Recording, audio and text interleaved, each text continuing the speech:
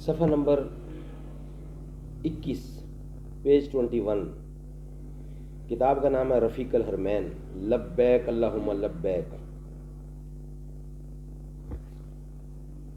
حج اور عمرے کا طریقہ اور دعائیں، اس کے اندر تمام چیزیں ترتیب سے آپ کی خدمت میں پیش کی جائیں گی۔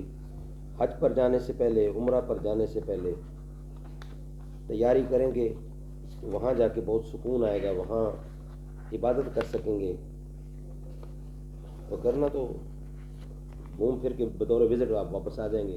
تیاری کریں گے، بہت لطف آئے گا۔ اعوذ باللہ السمیع العلیم من الشیطان الرجیم وَأَتِمُّوا الْحَجَّ وَالْعُمْرَةَ لِلَّهِ، حج اور عمرہ اللہ کے لیے پورا کرو۔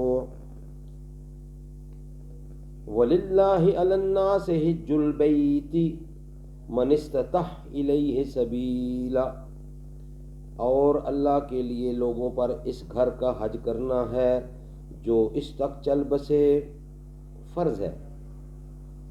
ناظرین، ابھی ہمارا جو پہلا سبجیکٹ چل رہا ہے وہ یہ چل رہا ہے، آج وی لاگ نمبر 11 آپ کی خدمت میں پیش کر رہے ہیں۔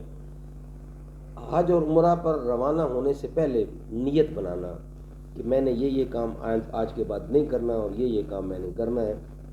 اس کو ایک اچھے الفاظوں میں آپ کے سامنے پیش کیا گیا ہے، اس کو آپ یاد رکھیں گے، ورنہ تو اللہ تعالیٰ نیتوں کو جانتا ہے، کچھ بھی آپ دل میں کہیں گے اللہ تعالیٰ جانتا ہے، سنتا ہے۔ اجیب دعوت الداع اذا دعانی، تو ایک دفعہ پکار تو صحیح، میں تیری پکار کو سنتا ہوں۔ تو یہ پوائنٹ نمبر ہے 42 اسألک الشفاعۃ یا رسول اللہ، یعنی یا رسول اللہ صلی اللہ علیہ وسلم، میں آپ کی شفاعت کا سوالی ہوں، کی تکرار کر کے شفاعت کی بھیک مانگوں گا۔ یہ اپنے نیتیں کرنی ہیں۔ نمبر 43 شیخین کریمین رضی اللہ عنہ کی عظمت والی بارگاہوں میں بھی سلام عرض کروں گا۔ نمبر 44 حاضری کے وقت ادھر ادھر دیکھنے اور سنہری جالیوں کے اندر جھانکنے سے بچوں گا۔ نمبر 45 جن لوگوں نے سلام پیش کرنے کا کہا تھا ان کا سلام بارگاہ شاہ انام میں عرض کروں گا۔ نمبر 46 سنہری جالیوں کی طرف پیٹھ نہیں کروں گا۔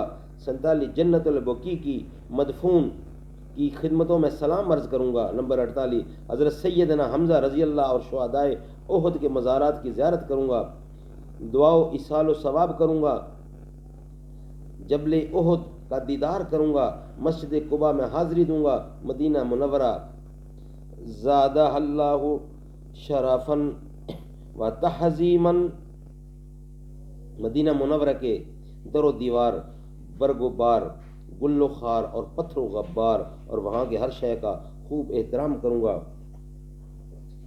یہ نیت بتائی گئی ہے کہ نیت آپ نے کیا کرنی ہے۔ حکایت حضرت سیدنا امام مالک علیہ رحمۃ اللہ خالق نے تعظیم خاک مدینہ کی خاطر مدینہ منورہ میں زادہ اللہ شرفاً و تحظیماً میں کبھی بھی قضائے حاجت نہیں کی، بلکہ ہمیشہ حرم سے باہر تشریف لے جاتے تھے، البتہ حالت مرض میں مجبوری کی وجہ سے معذور تھے۔ مدینہ منورہ میں زادہ اللہ شرفاً و تحظیماً کی کسی بھی شے پر عیب نہیں لگاؤں گا۔ میں ایک شخص ہر وقت روتا اور معافی مانگتا رہتا تھا، جب اس کا سبب پوچھا گیا تو بولا میں نے ایک دن مدینہ منورہ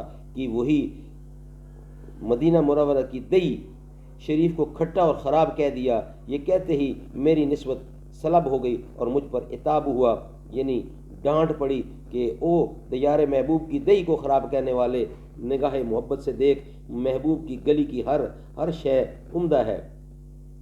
حکایات سیدنا امام مالک علیہ رحمۃ اللہ کے سامنے کسی نے یہ کہہ دیا کہ مدینے کی مٹی خراب ہے، یہ سن کر آپ نے فتویٰ دیا کہ اس گستاخ کو 30 دورے لگائے جائیں اور قید میں ڈال دیا جائے۔ عزیزوں اور اسلامی بھائیوں کو تحفہ دینے کے لیے آب زمزم، مدینہ منورہ کی کھجوریں اور سادہ تسبیح وغیرہ لاؤں گا۔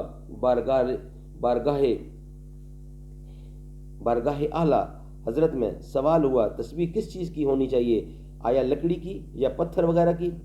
الجواب تسبیح لکڑی کی ہو یا پتھر کی ہو، مگر بیش قیمت یعنی قیمتی ہونا مکروہ ہے، اور سونا چاندی کی حرام۔ جب تک مدینہ منورہ میں رہوں گا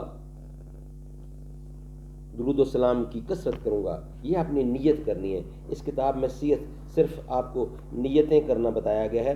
عمرہ پر اور حج پر جانے سے پہلے اللہ تعالی ہمیں عمل کرنے کی توفیق عطا فرمائے.